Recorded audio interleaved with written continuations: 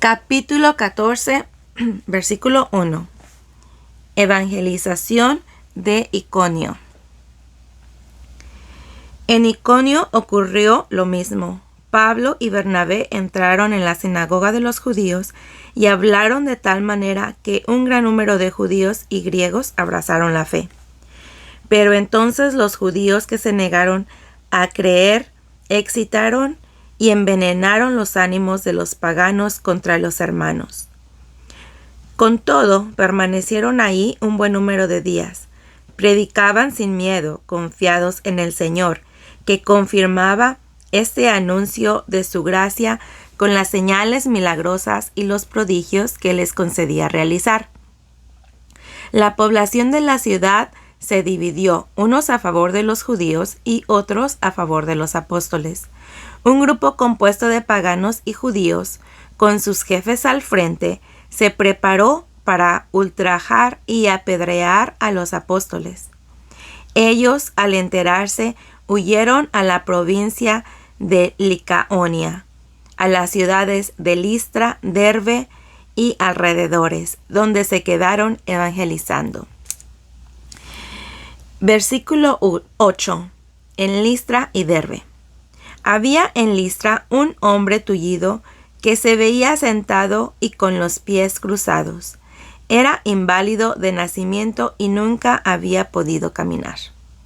Un día, como escuchaba el discurso de Pablo, éste fijó en él su mirada y vio que aquel hombre tenía fe para ser sanado. Le dijo entonces en voz alta: «Levántate y ponte derecho sobre tus pies». El hombre se incorporó y empezó a andar.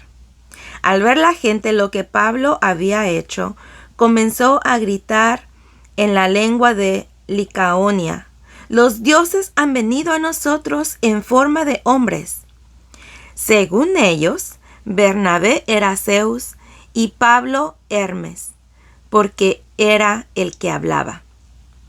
Incluso el sacerdote del templo de Zeus, que estaba fuera de la ciudad, trajo hasta las puertas de la misma toros y guirnaldas, y de acuerdo con la gente quiso ofrecerles un sacrificio. Al escuchar esto, Bernabé y Pablo rasgaron sus vestiduras para manifestar su indignación y se lanzaron en medio de la gente, gritando: «Amigos, ¿qué hacen? Nosotros somos humanos y mortales como ustedes y acabamos de decirles que deben abandonar estas cosas que no sirven y volverse al Dios vivo, quien hizo el cielo, la tierra, el mar y cuanto hay en ellos.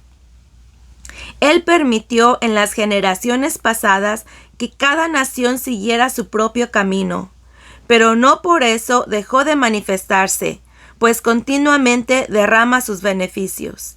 Él es quien desde el cielo les da las lluvias y los frutos a su tiempo, dando el alimento y llenando los corazones de alegría». Aún con estas palabras, difícilmente consiguieron que el pueblo no les ofreciera un sacrificio y que volvieran cada uno a sus casas. Se quedaron allí algún tiempo enseñando.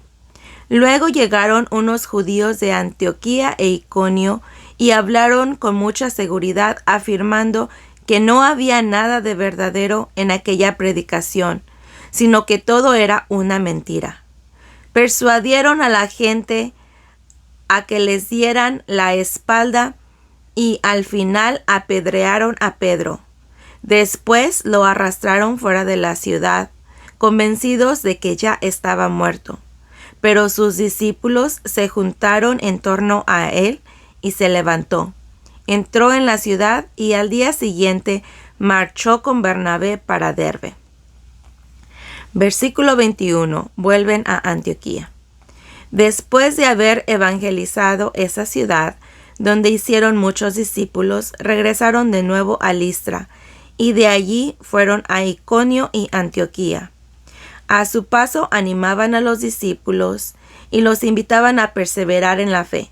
Les decían: «Es necesario que pasemos por muchas pruebas para entrar en el reino de Dios». En cada iglesia les hacían designar presbíteros y después de orar y ayunar, los encomendaban al Señor en quien habían creído. Atravesaron la provincia de Pisidia y llegaron a la de Panfilia. Predicaron la palabra en Perge y bajaron después a Atalía. Ahí se embarcaron para volver a Antioquía, de donde habían partido encomendados a la gracia de Dios para la obra que acababan de realizar.